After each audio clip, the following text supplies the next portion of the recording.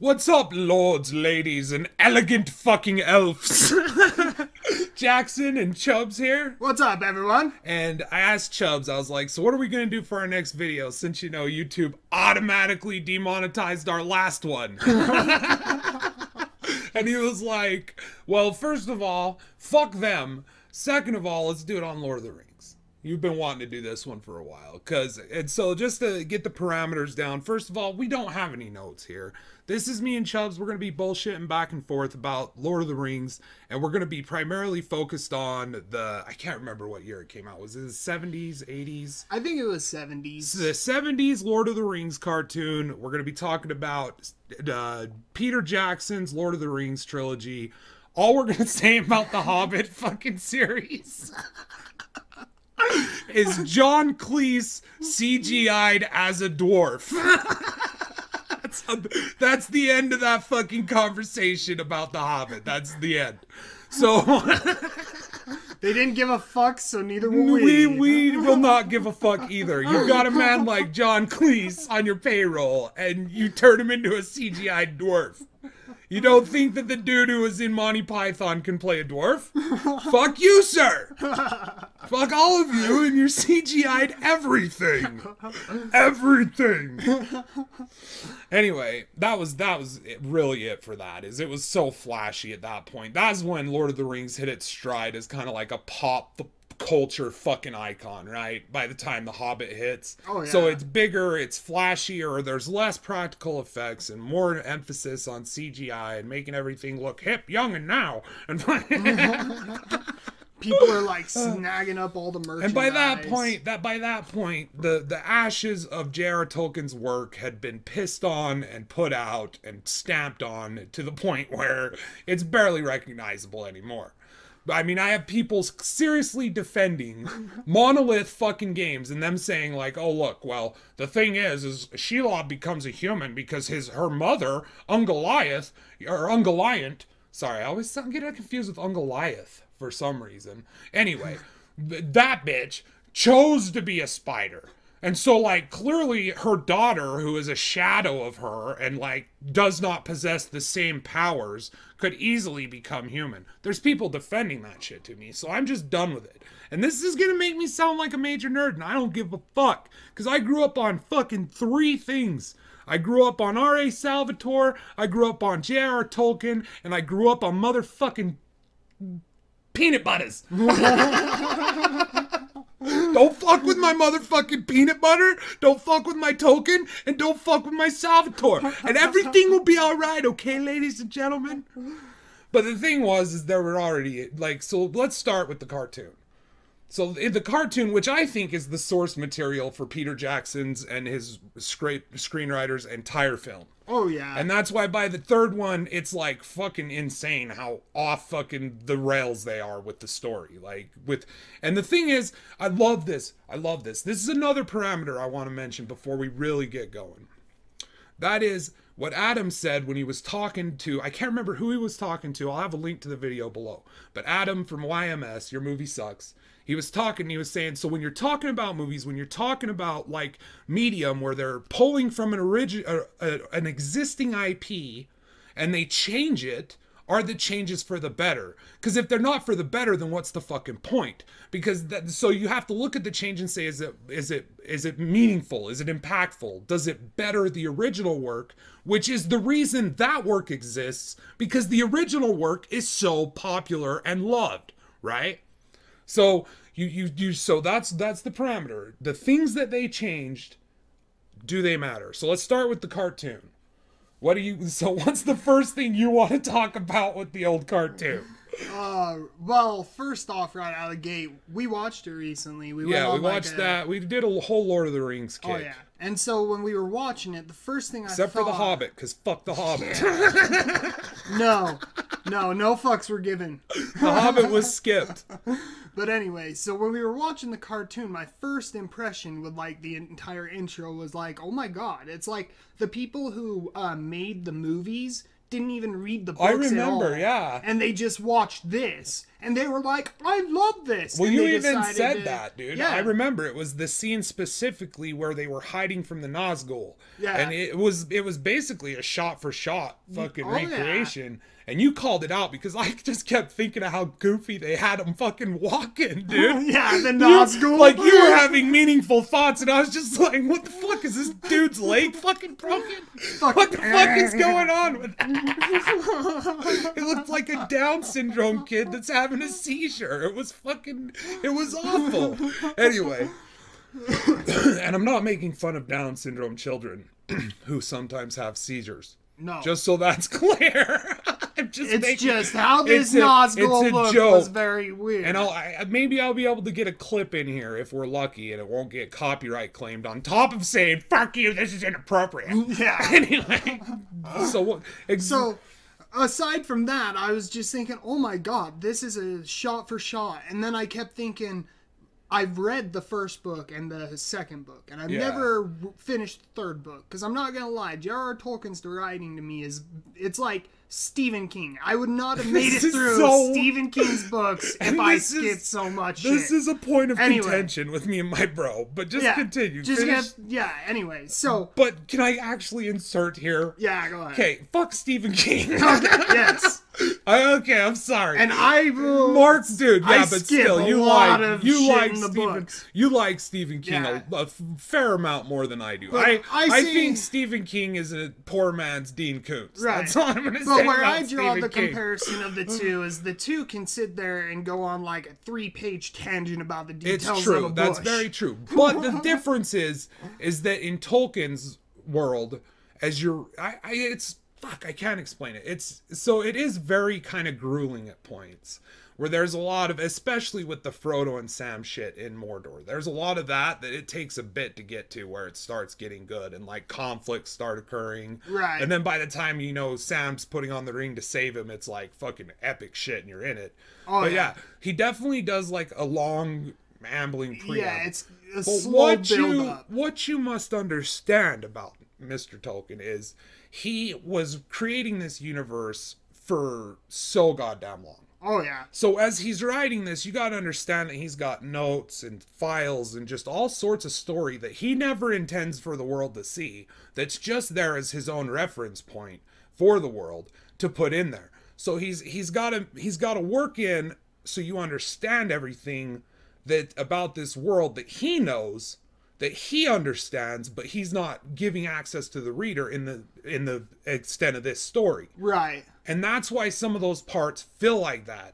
But once you get into the deeper stuff, the Silmarillion and like, the appendices and all the other sorts of things, all the different things that's not in the main books, you start to see this sort of brilliance. Right, this grand, epic this world. Understanding of why that was necessary. Yeah, an entire body of work. And if that wasn't there, then I feel like it's not like he could write like, and I understand Stephen King does the same thing. Well, he has a lot of stuff in with his connected universe through all his books and stuff via the Dark Tower. But I'm not like comparing them in talent-wise. I'm just saying that their writing style is kind of like... The thing with King, I don't like the way King writes. Right. I don't like...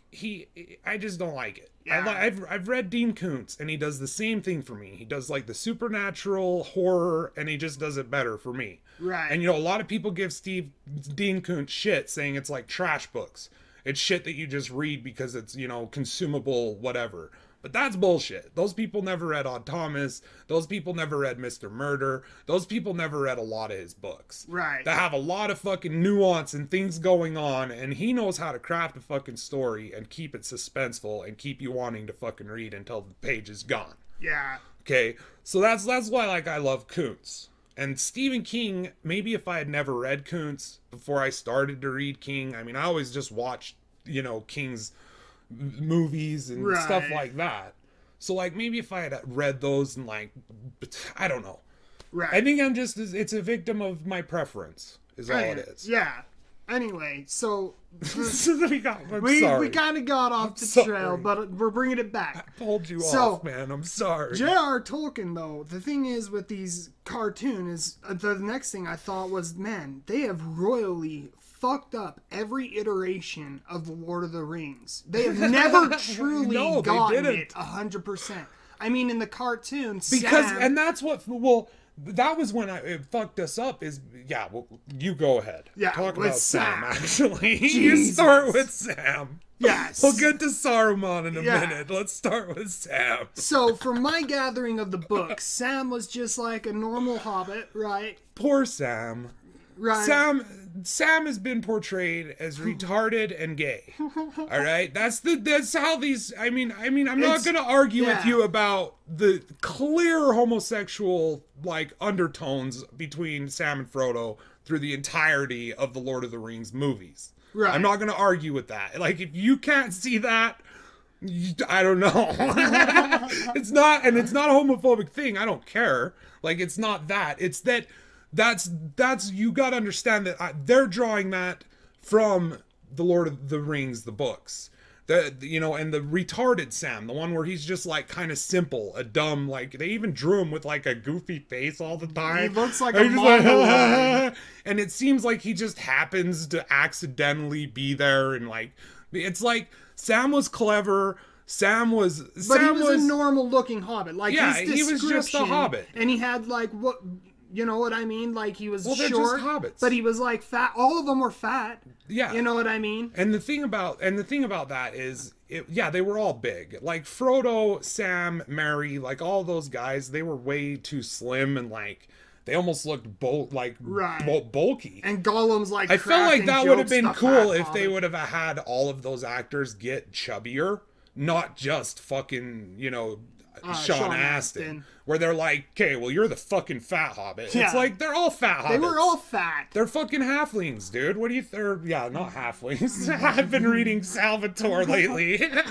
Anyway, it's essentially the same. They eat like 18 times a day. They sleep all day. They're very relaxed, casual people. They have a very well-maintained, self-sustaining system going on in the Shire. It's like a giant family. They're very childlike, especially in the Shire, because the Shire has never had to face things like the Brandy Bucks at, Buckleberry, where they actually had orcs and shit actually invading them and goblins invading them at certain points in time, where they actually had to become hardy. They had to learn how to, get on boats and sail and like do all of these things that normal hobbits they never had to do. They were always sheltered. And later on, you have, Aragorn, who's at that point known as Strider, and him and the elves of the sons of Elrond are actually rangers, and they're, and keeping the perimeter of the Shire completely safe. Right. So the Shire is very, very, it's like the perfect utopian society, you would call it. Like communism without some fucking asshole with greedy intentions at the top taking it and fucking it up. Right. Right. Like everybody without cares corrupt for feelings, each other. because because everyone's innocent. It's like a giant family.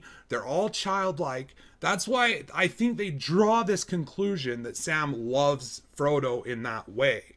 And like there's even that part at the end when he's like with his wife and like who he loved, who he was very much in love with in the books. Right. And I mean, these guys came back and they took down the Shire, and like Sam was a hero, and like he got the girl, and like, he was very happy. Yes, there was a sadness in him because Frodo had left, but in the book, they portrayed it so wrong. Yeah. They just did it wrong. Sam, he's like your best friend.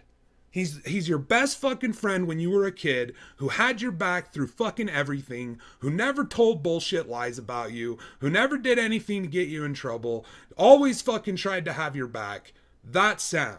Right. Right? And they did a bad job of portraying him in the cartoon and in that. Like that's one thing that's a huge problem. And it's like, it's something that it's not a bad thing, because I still think that Sam and Frodo are fucking great in the movies. Oh, that's like, honestly, Sam and Frodo's character, that's the only thing I have a problem with is Sam, is they're just like, you're the fat hobbit.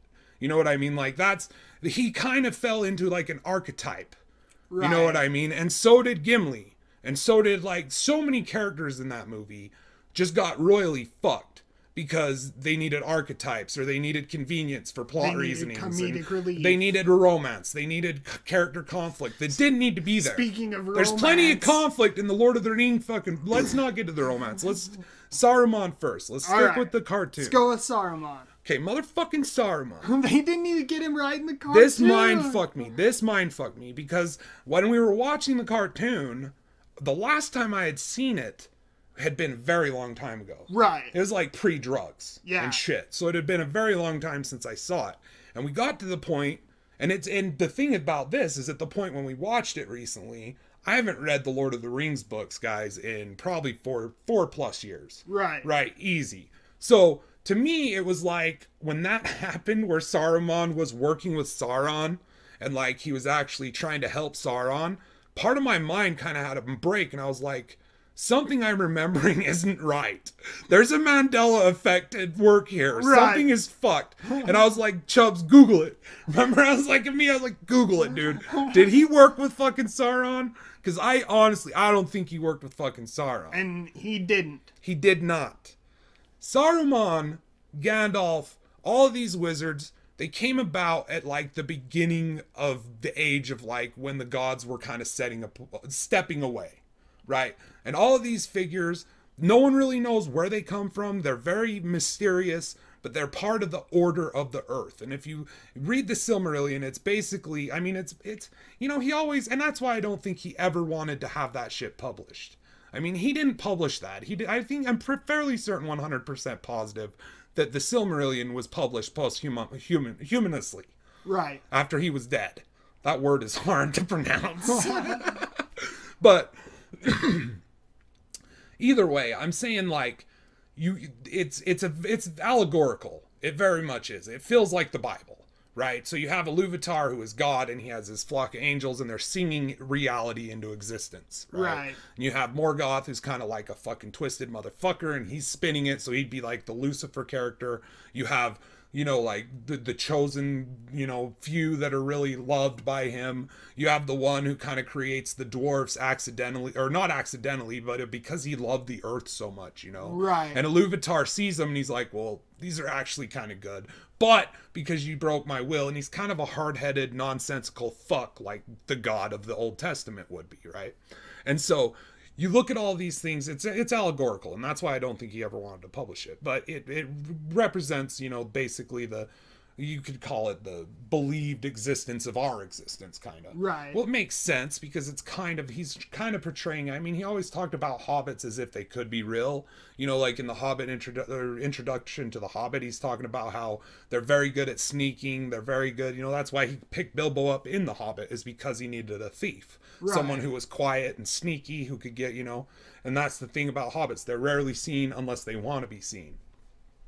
And so, where was I going with this? We're talking about Saruman. So does it help Saruman's character?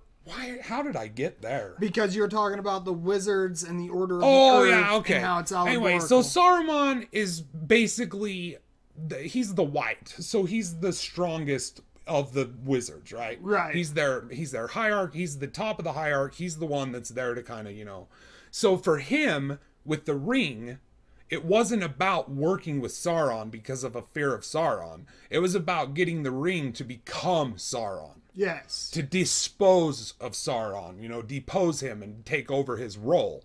And that was his entire motivation. So by changing that and making him work, we're going to go back to Adam's rule. By changing that, going to that and thinking of like, okay, how does that make Saruman's character better? Does that diminish his character from the original work? Him being a bitch. A puppet for Sauron. No, but it enhances Sauron's power to equal that of like, the gods, because he's so powerful now that he can convince the person who's like, it's not like that. Like, he got evil because of just the idea of the ring. Right. And eventually, if he got the ring, he would have become Sauron anyway. Like, that's what would have happened. Right. The ring is infused with him, so eventually he would have just become Sauron. Almost like and that's kind of what Lady Galadriel was saying. That scene from the movie is still very good. Yes. I fucking love that scene. They do a lot of... Dude, visually, that movie is... Those movies are fucking stunning. Oh, yeah. All right, but they do that in the movie too. They take that's taken away from Saruman. He's made to seem weaker, and then not only that, they take out his, the purging of the Shire or whatever that chapter is, where they're actually in there and they've taken over the Shire, and the hobbits have to go in there and kick him out. They remove that. That diminishes all of the hobbits' characters. That diminishes Saruman's character a lot because it takes away an arc of him finally becoming beaten and worthless. Right. Because that was the glory of what happened when Gandalf came back as Gandalf the White. He was now the White. Like, he had been to the realm of the gods. He had bended with the fabric of reality of existence itself and had come back remade. He was a completely different person. And that's why in the movie when he's like, they did call me that once. Like, that's so... He does a good job, too. Right. Yeah, he's a great fucking Gandalf. Ian McKellen's is a fucking excellent Gandalf. He's so good. But that, that they did a good job of that. They didn't really portray the journey so well. But, I mean, you can't really. Right. As well as he does in the book. And so, but that's basically what happened, is he was forged in the fire of the Balrog, sent into the fucking, and then sent back. And like I said, I haven't read these books a long time, so if I'm full of shit, please feel free to correct me, because, This is all just going off of what we know. This is us bullshitting. But I'm pretty sure I'm right. No, that's legit. That's what I felt like it was when I read it. Like, I felt like he was kind of becoming, and so when he went and he's like, and he casts him down and he throws him out, breaks his staff. He breaks him. He has no power left. I mean, the only power this man can get is with Wormtongue take over a bunch of innocent childlike hobbits. Yep. And rule them, and instead they had Wormtongue kill Saruman in the movie. Yeah. Give Wormtongue redemption. Did he? Yeah. Because what? The King of Rohan, I blocked that out. Or the King of Rohan, that guy Theoden or whatever. Yeah. He was sitting there talking to Wormtongue like, you were once a man of Rohan. You can come back. And he was offering him a chance of redemption, and then out behind Saruman, he pulls out a dagger and stabs him. So that diminishes his character, because he was actually a scared little bitch. Wormtongue was. He was a groveling, his name is Wormtongue. He's a worm. Yeah, fucking dude. Groveling little worm. Yeah. Okay, so there's Saruman covered. Yeah. Where do you want to go now? Let's go with Aragorn. Okay. So, fuck what they did with In Aragorn. the cartoon, they made him look like a Native American, which is kind of weird. He did kind of. I was like... Well, I think, and you know what I was thinking of that? I was thinking, around that time, that was when they had, the Western cartoons and shit that were really popular, and it was a lot of, Indians and cowboys. Right. Cowboys and Indians. And I was looking at that, and I was thinking, well, it's kind of cool, because they took, the Strider character, who was a tracker, a natural, in the wilderness and stuff. And they drew from that, how the Native Americans were, how they lived, off the land, in the wild, as, kind of rangers. Right. And so, I'm more forgiving of that. It's weird, but because of the time and place and the era and kind of that theory I have, right, I don't view it as anything too bad. That's whatever. Right. And plus he's Numenorian, and no one really knows what Numenorians look like. Right. And so it wasn't even a complaint of mine. I'm just saying it's kind of weird. I know, you did say it though. You were like, why in the fuck does he look like a fucking Indian, dude? Yeah, why does he look like that? I mean, no offense or none taken. It's just stop worrying about what you say. Fuck people. You're not here to get offended. You could make so many different changes, and why does it make that character better? Yeah. Why does it add to it? Exactly. You know what I mean? It doesn't. It doesn't. But I don't care. It doesn't diminish the character. Right. Where it diminished the character in Aragorn. Now, I don't think that they did this in the cartoons. I don't think they ever got far enough. Did they make him a whiny little bitch who didn't want to be king in the cartoons? No. I was going to say. No. They made him who he was. No, they forged Narsil. He left with Narsil from Rivendell when he was going to fucking, with the party. Here's the thing about Aragorn, okay? They didn't just diminish his character, they fucking demolished his character. So they take this character. They take Aragorn. He's this child who's born on the run because all of these people are trying to take him out. You got Sauron trying to take him out. So he's because Sauron isn't gone. He's still working. He's still influencing people. He's gathering his power. And if he can get a hold of him, he'll kill him. Look at the steward. Yeah. The steward. He's now finally taken over, Minas Tirith. He's in charge of that kingdom. Is he not going to try to kill him? I mean, look what he tried to do to his own son. Yeah. You know what I mean? So he's on the run. Elrond offers Aragorn and his mother safe haven because Elrond himself is a Numenor half elf. He's a Numenor high elf, you know. Right. So, like, he's half elf. His last name in the books is Elrond Half-Elven. And this is where we get to the bullshit. This is one of the things I hated, was the dynamic between Elrond and Aragorn. It was so completely fucked. The dynamic, the dynamic between those two in the books was that of father and son. Okay? Elrond raised him with his sons. Right. He was with the sons of Elrond all the time. Right? Like, that's who he rolled the countryside with, you know, learning how to become a ranger, becoming a ranger, and defending the Shire and other places against evil fucking, you know, orcs. All sorts of shit is coming, you know? Oh, yeah. And there's the rangers, and they're in the wilds, and they're keeping shit clear. Yeah. Because rangers are the shit. But anyway, so you got this guy, he's raised by Elrond. He's brought up as his son. And he grows up with the knowledge that he knows he's the last descendant of the Númenórean royal line. Which means something. Means something like a motherfucker. There's that tree. It means something to Elrond. Yeah. Because Elrond is half Númenórean. He has ties to those people. Oh, Elrond's yeah. brother. And so let's get to... Okay, we're not going to get full-blown Arwen yet. But just this whole metaphor of, like, she's handing him her necklace because that's her immortality, blah, blah, blah. The whole reason she's able to do that is because she's a half-elven. Yeah. Because she's like Elrond. Because she's like Elrond's brother who decided to live with the Númenóreans and, you know, age and die with them. Yes. Because he you know. So Elrond has a stake in this, okay? Elrond has a stake in these people's fates. You best believe he's raising Aragorn to be kingly, to be wise, to be merciful, to, you know, have love for his people, compassion, empathy, the things that a great leader will have. They turned him into a whiny fucking bitch who fought to become king tooth and nail until the third fucking movie. That is despicable. And they turned Elrond into a prejudiced... A racist. Racist. He was a racist. Asshole. He was. Dude, Elrond, that marriage was like, I don't know if it was, what do you call it when two royal lines back in the day would like arrange a marriage?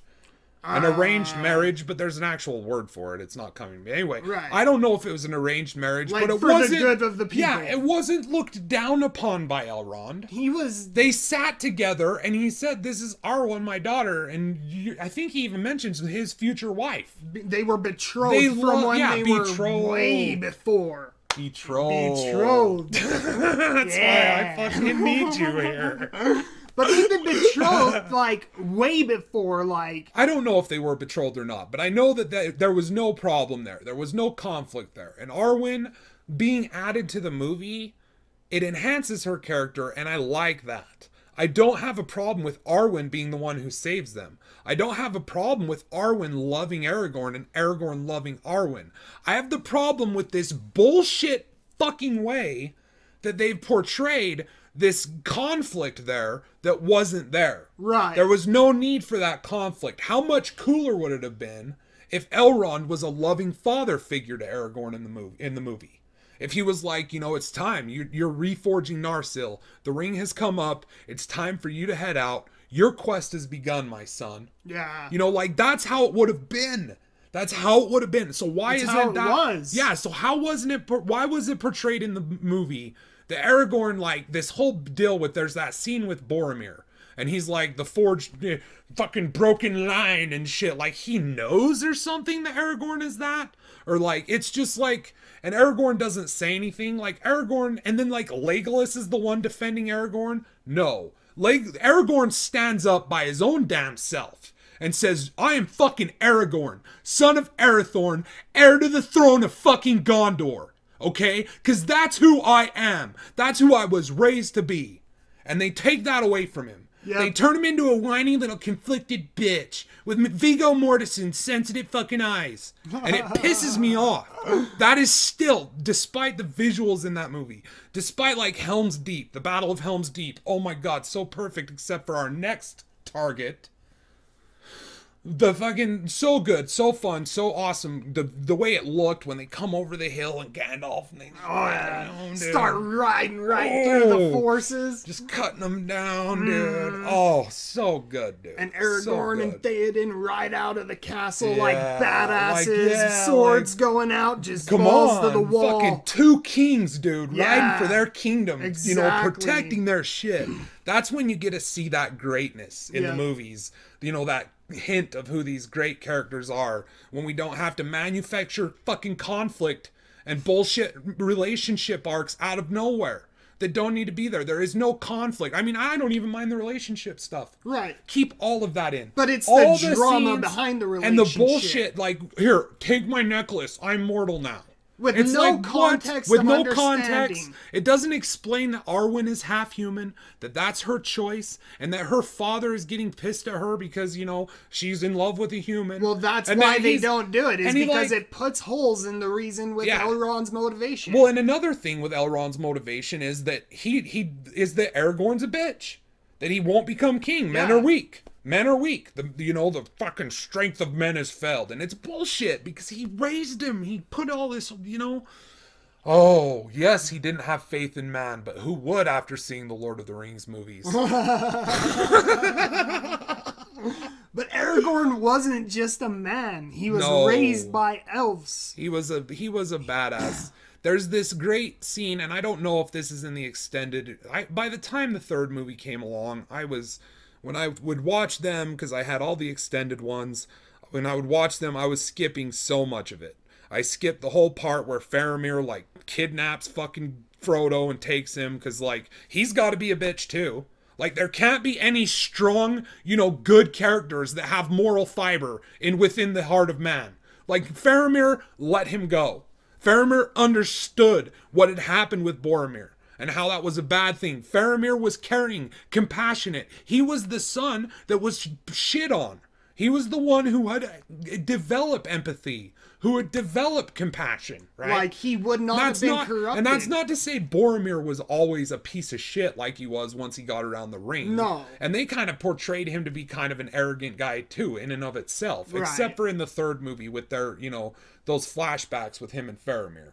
Those were really well done. Yeah. Where you could tell Boromir did have his back. He did love his little brother. Well, he was a good person. It was just his upbringing with his father, how his father would give him everything he wanted, anything he needed, and that's what drove him crazy with the ring. Well, plus his father is just a power-hungry motherfucker who's always talking about how they need, Isildur's, Bane. They need it. They need that thing, and they did Boromir really good. Oh yeah, and in the movies, he was totally, that's the books too. He was just under the spell of the ring right away. Oh yeah. Just right away. But then the movies, they got to go to Faramir, like you said. Fuck him up. Yeah, they move on to Faramir, and it's just he's dragging them. Do you understand what that would have done to their journey? You would have had to add fucking 14 more endings on top of your 27. Okay? Because what happens there is that's months of travel that they've just all of a sudden done in a fucking cut. Oh, look, a cut. Now they're in Osgiliath. Oh, look, a cut. Now they're back to the marshes. They're already across the fucking marshes. It's not like this took them fucking, months. It's that fucks it up. That doesn't only ruin his character, that ruins the continuity with their travel, their story. It throws off everything, dude. Faramir let them go. He let them go. Oh, yeah. He said, okay, I hope you're right, but he believed in him. He knew. He believed in him. I think he felt, I can't remember exactly in the books, the scene in the book, but I think he felt the ring pulling at him and he could sense what it was trying to do. And he was just above it. Just like Sam was. You know what I mean? Because there's that scene, like you were saying in the movie. Yeah. Where, the scene... I had fallen asleep, everybody. Yeah. So this scene... By the time we made it to the fucking Return of the King, my ass was asleep. Yeah. Well, this was after the attack of Shelob the spider, and then Frodo is paralyzed, the orcs and goblins, they take him up the tower, right? Sam, in the book, he put the ring on. and he went in there and he saved them. Well, in the movie, what happens is the orcs and goblins, and you told me later that this was part of the story of the book too, is they were fighting over his mithril coat, and they started like this whole huge fight. Sam did it. Sam started it. Sam had the ring. So Sam put the ring on, was invisible, and like he started like saying things and like pushing goblins and shit. That wasn't it at all. That's basically what happened. If I'm entirely mistaken, I could be. But from what I remember, that's the gist. Like he kind of like set it up for them to fight each other, and then he got Frodo out of there. Right. Well, one thing is, okay, so by the time Sam got to the tower, the orcs and goblins have already wiped themselves out. There was like maybe 5 to 8 left that he had to kill. It wasn't like an entire tower full of like threats that he had to put the ring on, go invisible, and slay, you know, in the middle of this freaking fight. You know what I mean? Like start this fight and sneak up. Well, that's what hobbits do. They're sneaky. Yeah, but it wasn't like that at all. And so then they did this thing where they did this in the cartoon too, where but in the cartoon it was better because he actually had like goblin armor on. Yeah, and that was the next cartoon too. Yeah, I think that one skips those 2 cartoons. They skip like a big chunk of the books. Yeah, they didn't have the money to do a 3-film trilogy. I don't even necessarily know if they're by the same people. Yeah. I don't know. Because I know the animation is crazy different. The animation in the first one is wild, dude. They have like those scenes with like real people, but it's all cartoonized and shit. Like that shit was popular as fuck in the 70s too. Oh yeah. Like I can't remember like the cat. There was like a dirty cat. Yeah. I can't remember, but I remember there was some of that. That weird like grainy filter. Grainy, colorful filter over like regular people. Yeah. You know what I mean? But yeah, so one thing is the cartoon did this better though, because he had the actual goblin armor on and he's like ascending the tower and like there's these goblins or orcs and they're up at the top of the tower and he's already put the ring on and like he's already been like scaling this trying to get to Frodo.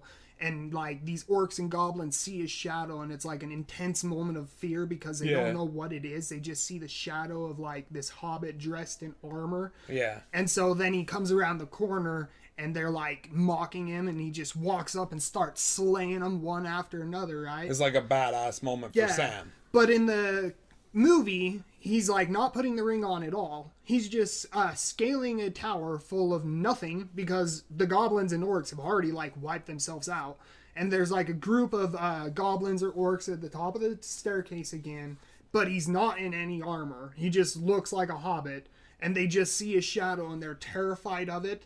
Like, there's nothing about his shadow that was intimidating. They seriously ran? Yeah, they were like scared and like, oh! And then he comes around the corner and they like start mocking him. And that's when he like goes in like a badass. And that's like the only moment that's in the movie. Yeah. Okay. Where he like is actually slaying. But he only kills like 3 of them. And the other ones he just like knocks down the staircase. Like...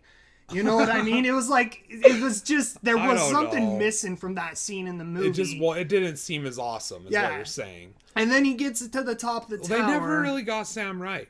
That second one, we're going to have to rewatch that second cartoon. That's been a long time since I've seen that. That's been, because we haven't watched that since fuck. Yeah, for a while. That's pre-drugs almost, I think, dude. Oh, yeah. So... But the movie, he gets to the top of the tower, he goes to cut open Frodo and he frees him. Yeah. And then Frodo is like, where's the ring, Sam? They got the ring. And Sam was like, no, I have it. I wasn't going to let them take it. I thought you were dead. I was just going to continue on without you. And Frodo like looks at him like with a moment of like distrust and betrayal like he did in the book. But like, he's like, give me the ring. And Frodo and Sam, his motivation in the movie was that the ring was like corrupting him and that he didn't want to give it over. And there was a moment of hesitation where he was like, no, I'm not going to give it. Yeah, because there was no context to his character. Immediately after that, he wasn't like Because in the book he was hesitant, but there was context to the reason why. It was because Frodo was acting like a fucking maniac. And not only that, but like he explained Frodo was himself. acting like a crack fiend. He was trying like, to get his fix. Yeah, but he was like, I can feel the power, and it's not what I want. That's never what I wanted. I'm a simple man. I want a wife and a family and kids, and I just want to live my days in the Shire. It tried to corrupt him, dude. You can't, dude. Like Sam, like I'm saying it, but like he we were wasn't talking about earlier. getting corrupted. He's so innocent. He's so childlike that it would have had no effect over him. Exactly. It couldn't offer him anything that he couldn't get himself. Yeah, but in the movie, And it's like that. They didn't even explain that. They didn't go into the details of his You can't character. really do that though. But I think the main piece of that you don't like is that it looked like it acted like he was not wanting to give it back because he wanted to keep it. Right. Is that what you're saying? Yeah, it looked like he was like wanting to hang on to it because it had corrupted him. It and had taken over him. And they even had like the same music playing whenever somebody has okay, that when fucking the ring is the taken violin. Holder. Yeah, I know what you're talking about. You know what I mean? So and that's probably was my beef with that. Because then so if you're using that same music in scenes where like Faramir is clearly struggling with wanting it, or Boromir, or like the Lady of the Woods. Yeah, so if you're using that in scenes where the lady, she didn't really want even, it, but she was doing more or less what Frodo or Gandalf did to him. Yeah. Where Gandalf was like, "Look, motherfucker," and he checked him. He's like, "They were tempted, can't. but they didn't want it." I don't think they were even tempted. I don't think Gandalf could have been become Gandalf the White. That is true. I think he knew though if he took it, he would be. He didn't even touch it. I don't think he could. Yeah, and I think that was the thing. I don't think he was worried, like tempted to take it at any point. Because he could have. He could have taken it. Oh yeah. I think he knew that if he were to touch it, that there was some voodoo magic that Sauron was going to be able to pull on him and take over. Plus, it was in the perfect hands, an innocent hobbit. Yeah, it's like Bilbo's had this for so long, and he's only showing like these minor. I mean, obviously it was showing though. Right. It had wore down Bilbo. Oh, it definitely did. But because he had used it in the beginning for the correct, because he had used it to show mercy. Right. Right. He could have used it to be, like Smeagol was. And take someone out for selfish reasons. Like he could have killed Gollum, and you would say that would honestly be a more honorable kill than what Smeagol did. Killing a friend over the ring. Like Frodo would have been, or Bilbo would have been killing him for his life to escape. But he knew he couldn't. Yeah, he didn't have to. And he felt pity. He felt that pity for it. He was like, what a pity, because he was freaking out. And he was like, wow, dude, like this guy's fucked up. Yeah. I'm getting out of here.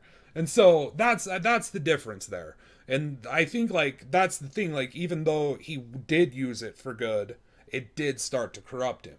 And despite the Hobbit, just like the kind of thing they have that beats back that mental erosion from the ring, from Sauron. Yeah. That, defense that they have in their brain from being childlike, being innocent, being all of these things, just this perfect combination. And and Gandalf knew, Gandalf had people watching the Shire and keeping the Shire safe for a long time. He knew there was something really special about the hobbits, that they needed to not get fucked with, that they needed to stay that way. That perfect, childlike, innocent, untouched, perfect society, family society. They need to keep that because that's going to be what saves us. Oh, yeah. There you go. Draw a parallel from that to the fucking world now. We need more innocence, everybody. Yeah. We need more innocence, more love, and all that nonsense, and a whole lot less fucking One Rings. Yes. The fucking One Ring to rule them. And in the darkness binds them. Look at these two fucks showing off their preciouses. Anyway, the thing about that's those characters. Sam, he's been deroded. Frodo did. I think he did a good job. I think Elijah Wood did a good job. Yeah.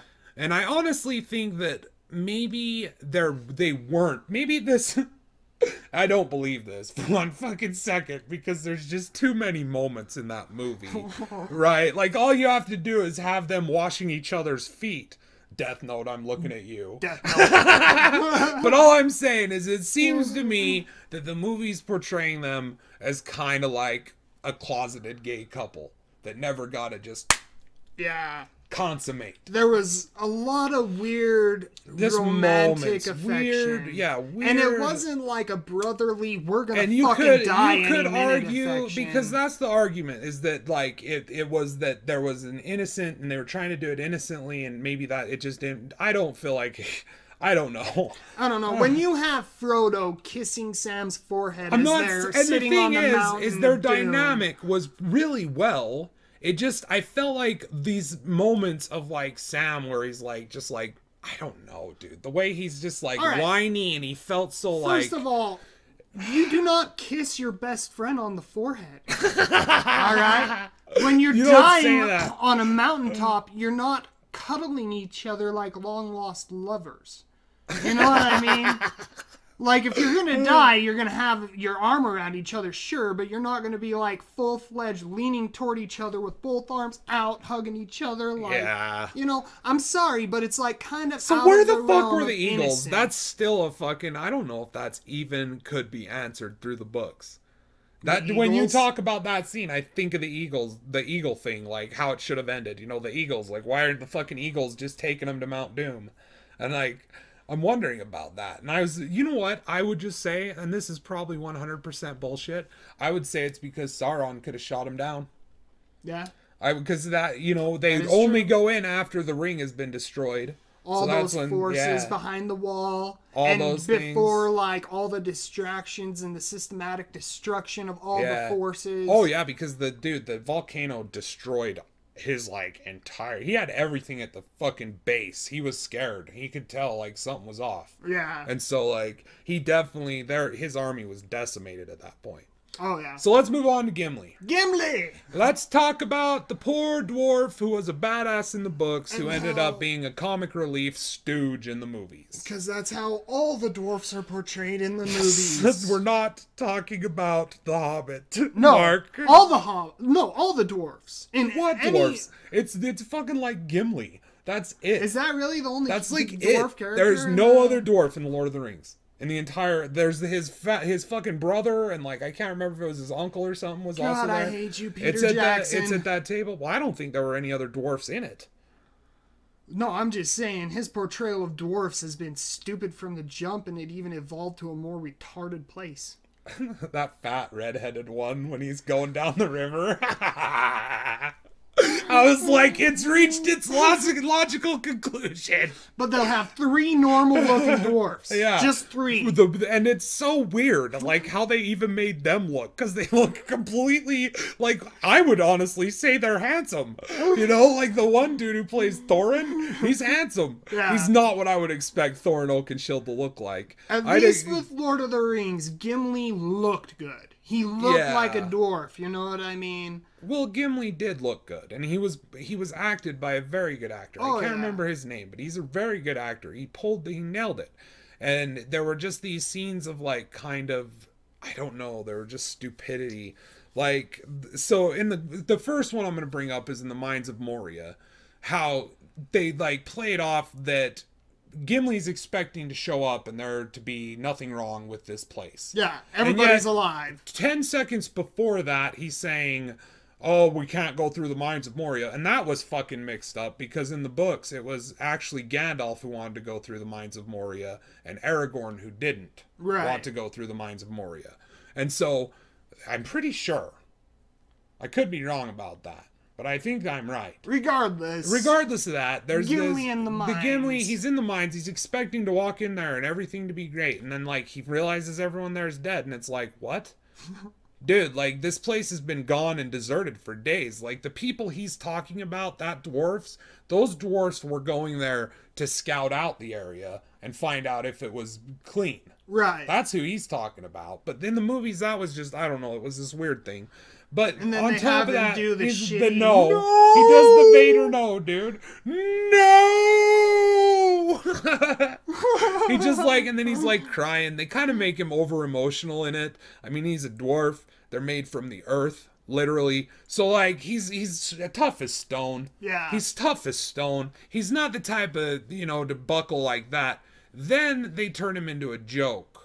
With several just like, I mean, the one that was blatant in your face that pissed me off the most was when they showed him in the armor and he looked like a kid in like oversized armor.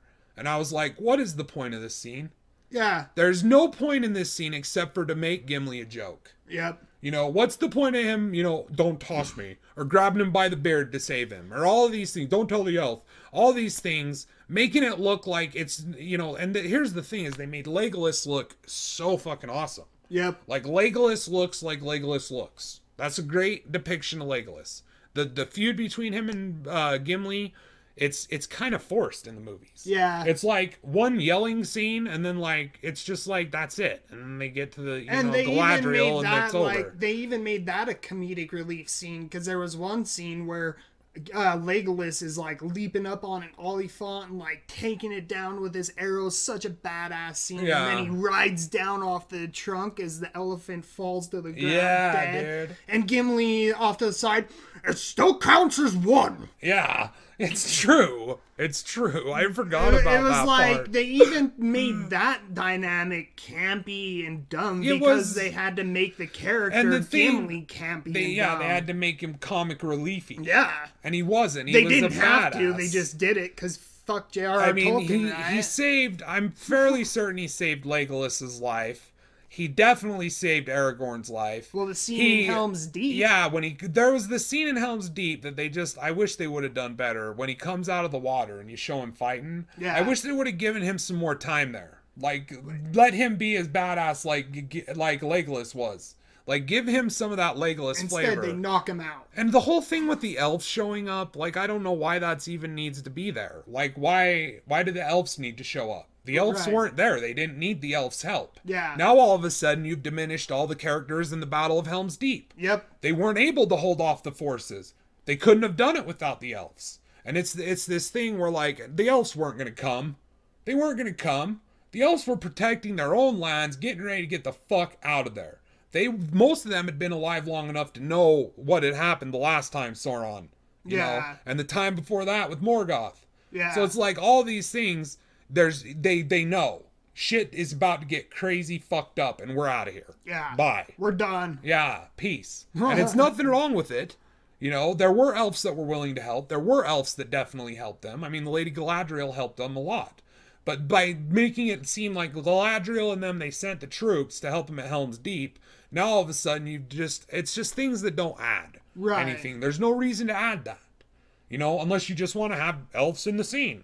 Yep. That's the only reason to add that is because you want to have elves in the battle. Yep. You want to, you know, like why? There was nothing. Why not have the dwarfs come? Why not have dwarfs come?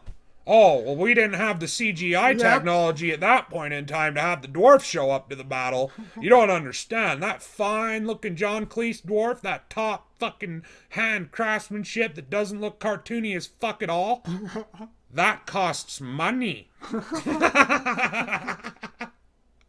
Anyway, so that Gimli was definitely fucked. There was when he was running with them, like, I mean, of course he's gonna be going slower. His legs are smaller, but they turn it into a fucking like Benny Hill thing where it's like, I'm best in short sprints. Keep up, dwarf. Yeah, it's just like it's ridiculous. It's, you know, like they were of course having to keep pace with him. It was, you know, he can't keep up with them, but he wasn't complaining. Right. He was running just as long as they were. He wasn't bitching about it. He wasn't huffing and puffing and crying left and right. This wasn't something he was doing. They were going to save Merry and Pippin. And they had grown attached to them. These are the companions. This is, you know, you diminish that. You diminish, like, his willingness to, you know, obviously he was probably crazy tired. Pushed to the end of his fucking limits. Oh, yeah. But he doesn't complain. He doesn't gripe. It's all about saving the hobbits. It's about saving Merry and Pippin. Yep. And that diminishes that stoicism that's core to the character of a dwarf. Especially a dwarf. Oh, yeah. They're made of fucking stone. Don't you understand about that? I am a rock. I am an island. I'll now butcher Simon and Garfunkel. Anyway, but that's the thing about that is, that's Gimli, Aragorn.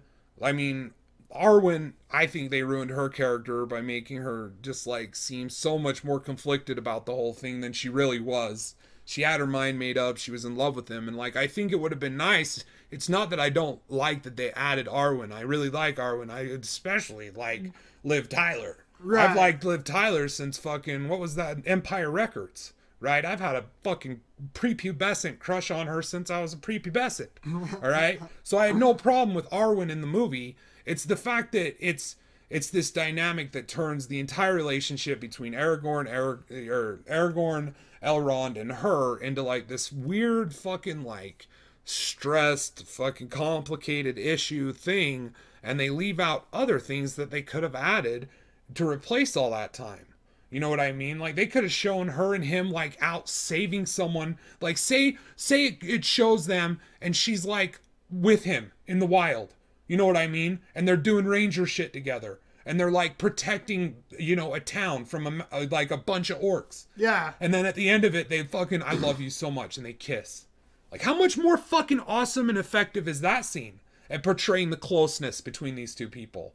You know, and then show him right in, and Elrond smiling. How'd it go? Yeah. How was the hunt? I don't know. There's 100 better ways to do this than the bullshit, humanizing, conflicted way that they decided to do it. It's like, Elrond is a higher being, man. Aragorn is a higher, these are people, the Numenorians, you know what I mean? Like, they're a different race. Oh, yeah. Like, yes, they're related to man, but they're not man. They live much longer. Much longer. And they have inner fortitude. They have strength inside of them. You know what I mean? They're the first men created. Yes. And so that whole thing, that's probably my main issue with the Lord of the Rings movies, I would say, is the way Aragorn is completely, Narsil doesn't get forged until, like, what, the third movie? Yeah. When he's finally like, okay, I guess I'll do it. I guess I'll become king. And then, like, there's even this moment where Arwen's and telling you know Elrond, you need to forge the shards of Narsil. And he's like, no, I'm not going to do it. Yeah, and then he turns around and does it. Like, why would Elrond not want to forge that sword for him? He's been holding on to it, waiting for that moment when he's on his way to go become king again, to reforge it for him. Yeah. It was like a fucking holy thing. It was just, I don't know, man. So at the end of the day, this is why I'm not too sad about the loot boxes in Shadow of War. Because like I said in a previous video, like, I wasn't getting that game. Yeah. Like, and it wasn't, I didn't even know she was going to be a girl. And I did not know that they were going to, Shelob is obviously a girl. Like a physical human female girl. Like a sexy woman. Yeah, like a sexy woman there to help send fucking, you know, the player out into the world. It's ridiculous. It's so that's the thing. I didn't even know that was the case. I just read something where they added Shelob. My major gripe with the first game was the addition of Gollum. I don't think he needed to be there. I think that when he was in Mordor, we know what he was doing. He was hiding or he was getting fucking tortured. Okay? He wasn't hanging out with you doing quests with Talion and the fucking, you know, like, that was the one part of that game I hated. I liked everything else about that game. I loved all the little tidbits of lore they put in that you collected. I liked all of it. I remember just being like, man, this is pretty good. All right. But then they fuck it up. And that's the thing that's inevitably going to happen when something becomes a pop culture thing, like where it's a pop culture. Okay. So in order to become pop culture, what do you have to be? Well, you have to be widely accepted by everyone, by as many people as fucking humanly possible. And in doing that, you create a focus group tested product. Okay, it's no longer something that is, you know, risky, because there's no risks. If that may take away someone or take away a demographic or take one person, if that might take one person and make them walk out of the theater, that's removed, right? And so these things become products. Oh, yeah. You know, very high. And I would say, like, the Marvel movies are the perfect fucking example. I'm not saying they're not entertaining for a watch. I'm just saying they're products. Yeah. They're products. There's this definite machine just like constantly pumping them out, you know. But the thing they all have the same sort of structure to them. Oh yeah. I did not like Spider-Man Homecoming. Let's not get started on that though. I did not like that movie.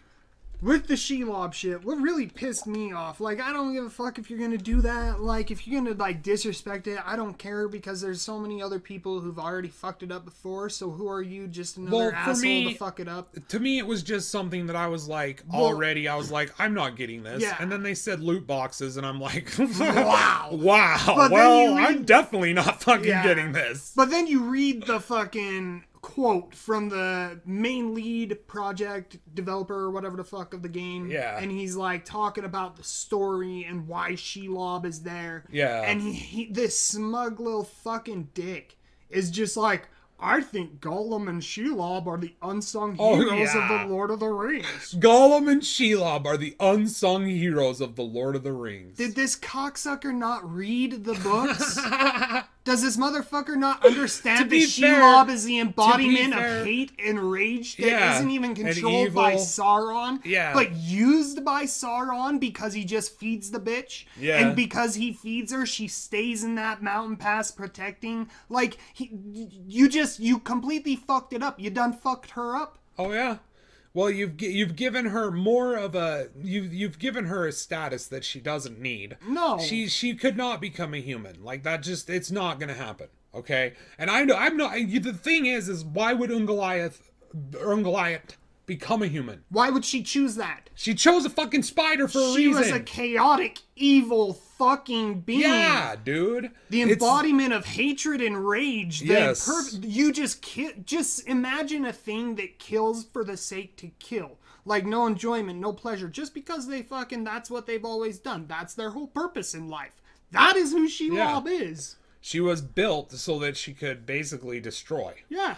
And so, but Ungoliant chose the form of a spider. So because of that, her daughter could become a human woman to give quests. No. Yeah, and you know, the thing was with me is I was thinking about it and I was like, okay, why is she in the game? The only context I had running under that was an article that said Shelob will appear in the game, blah, blah, blah. And I was like, okay, cool, whatever. Those were my thoughts on it. But then I started thinking about it, and I was like, okay, well, what's she going to be? Like a boss? Because that's what I thought she was going to be. I thought she was going to be a boss. Like a big spider. Yeah, and boss. I was like, so if you fight her, you can't kill her, you know, because you just can't. You can't kill her. That doesn't make sense lore-wise. Yeah. So you're setting up this situation because you need a familiar, marketable character to already fuck it up for me. And I mean, I'm not saying it just so other people won't enjoy it. I'm saying me personally, that's why I wasn't getting it. Right. Because Gollum fucked up the Lord of the Rings Shadow of Mordor for me. He fucked it up. I was like, no, like, this is just foolish. Like, when is this taking place? Because you've made it seem that it's just when Sauron is beginning to take power back. And, like, Talion is one of the last defenses against it. And, like, that he's taken out, you know, so this is right around, like, dude, this is just, it didn't make sense. Right. I didn't like Gollum being there. It didn't fit in with what I know of the Gollum character. Yeah. Right. Speaking of Gollum, though, in the movies, fucking excellent. Well done. Oh, yeah. Well done. Perfect portrayal. Beautiful. I love that the scenes where he's like talking to himself and the camera's constantly switching back between the two faces. And they're able to capture, I can't remember his name. He's great. He does Andy Caesar Serkis. too. Yeah, Andy Serkis. There you go. That dude, he is a great actor. Oh yeah. And he puts a lot, you don't understand really the nuance that's in that actually carries over from him. Like, you honestly, like, you look at that and you're just like, oh, it's a voice. Like, he's just like a voice actor voice acting Gollum, but it's not. With the facial feature, like the technology they were using, it's seriously, there's a lot. Oh yeah. There's a lot of emotion they're able to pull off that guy. He's a good actor. Did you see that Black Panther poster? It's got him and the guy who played Frodo in it, or Bilbo in it, right? In the Hobbits. All right. Okay, so it's got those two guys on the cover, and then because it's Black Panther, the rest of them are all black dudes and black chicks, and it says it's this meme, and it says fucking, oh my god, what did it say? They're the token white guys, but they spelled it token, like Tolkien? Yeah, like J.R.R. Tolkien. Oh, it made me laugh. I was like, that's fucking great, dude. That's such a good that's a great pun. Anyway, but that's the thing about the Lord of the Rings movies. I personally enjoy the way they look. I think there's a lot of visually amazing things, especially when you get into the extended features And there's the scene where Aragorn, he goes in and he's actually healing the people, because that was one thing that he was supposed to do. It was like, the king will come amongst us and heal the sick, you know what I mean? It's kind of like a Jesus thing, really, if you think about it. But that's what he did. He went through and he like healed everybody, he helped everybody get better and shit. And then, you know, like that was kind of him showing, I am the king. Right. And the people accepted him because of that. They kind of added that into the extended a little bit. But I just feel like there's so many things that take away from his character and don't do any good. Yeah. They don't add on the character that already existed. Yes. The character that already existed was a strong king, you know, that had been bred and raised and, you know, knew what he was, knew the awesome responsibility of that, and was sensitive to that, and it was very empathetic towards people and plights. Like, he was saving villages. He was, you know, he was keeping people safe, keeping areas safe. You know, that's what he grew up. He grew up serving, you know. Yeah. He's the perfect king. And they just make him out to be this whiny, you know, like, I don't want it. I don't want that power. I just can't wait to not be king. I just can't wait to say no to being king. I don't want it. You gotta take it to Lion King, don't you? I don't want to be king. They turned him into fucking Simba. The reverse Simba. Yeah? Because Simba wanted to be king. That's true. But then his dad died and he didn't want to be king. Yeah. Because that was like an important learning lesson. That kid, dude, he was dumb. He must have been way little. You know, when Scar tricked him into thinking it was his fault. Oh, yeah. And especially with his character. You know what? That's kind of weird. Because at that point, that's a flaw in the Lion King movie. Oh, yeah. Holy fuck. Because to that point, he was like, so sure, I want to be king. This is what I want. He was a cocky, bratty little pup, right? A little kid. Yeah. He was like a bratty little kitten. So like, but then all of a sudden, Scar's able to manipulate his mind into thinking that it's his fault. Like, I don't think he would have believed that. Because he was so arrogant and self-assured and, like, you know, prideful in himself. Right. Like, he would have been like, fuck that, I couldn't have done this. Like, his mind would have rejected that. It's not especially like, as a kid. Like, it would, I don't know, though. It's not like your dad was like, Simba, it's your fucking fault. It wasn't at all. Plus, he missed Scar throwing him off, didn't he? Yeah, he missed all that. Yeah, he didn't see that. So he just thought that he caused this because he went there. But Scar told him to fucking go there. Yeah. That's the thing, like, Scar had led him there, so, what? Yeah. I'm not biting. Anyway. Lion King is full of shit, man. It was really great to see it in 3D, though, wasn't it? Yeah. That was a good time. Anyway, guys, I think we're done. Are we done with Lord of the Rings? Yeah. The systematic destruction of an entire body of work and disrespect for a great writer. Excellent writer. Excellent man. Guy created, you know, like, he was in very hard situations throughout his life, saw a lot of bad shit, and instead of, like, you know, becoming a fucking murderer, or becoming, you know, just human piece of shit, he took that and he developed, he's like, you know, I'm gonna create my own world, and it's gonna be better, and it's gonna be this, you know, and he just, I don't know, I'm not gonna try to pretend but what his motivations were, but he clearly loved creating. He was a creator. He created a language. He felt like it had meaning. It all meant something. Yeah. And it not just meant something to other people. It meant something mainly just to him. Yeah, well, a lot of it he wasn't going to... Yeah. A lot of it he wasn't going to ever intend to release. So, I mean, that's the thing about it. I feel like to take something that's so popular already... I mean, it was already popular. Oh, yeah. The Hobbit, Lord of the Rings, like, that was, you know, those were really popular books throughout the ages. I mean, Spencer owned them and let me borrow them. Right. And I'd read The Hobbit, and I read the first Lord of the Rings, and then after I'd seen, I didn't even read the other two until after I'd watched the first Lord of the Rings movie. Right. Which I'm glad that I read them and then watched the movies. Because it's almost like with Harry Potter. Like, Oh no. Let's not do that. Not do that. Let's not do that. Because I feel the opposite with the Harry Potter. You wished you had seen them before? I read the books. I don't know. Because that's its own trail. Fucking Harry Fuata. You just saved the best for last. That's how I feel. Yeah, there you go. All right, guys. Yeah, that's a fair point. It would have been better because then you could have been like, and also if you had watched all the movies and then read the books, you would have had like faces and like they did a good job in those movies. I felt like they were good actors. It was, entertainment get some, man. Yeah. Anyway, guys, that's it for us. Fucking love you. Hope this was a trail worthy of your attention.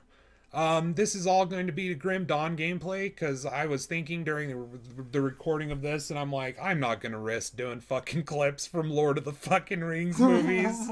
I don't want to fuck around with that. Fuck that. I can't. Jones will come I've already got YouTube pissing all over my videos with the fucking inappropriate. I don't need to fucking have copyright claims too. So this is Grim Dawn. If you're curious, it's a fucking excellent game. Very fun.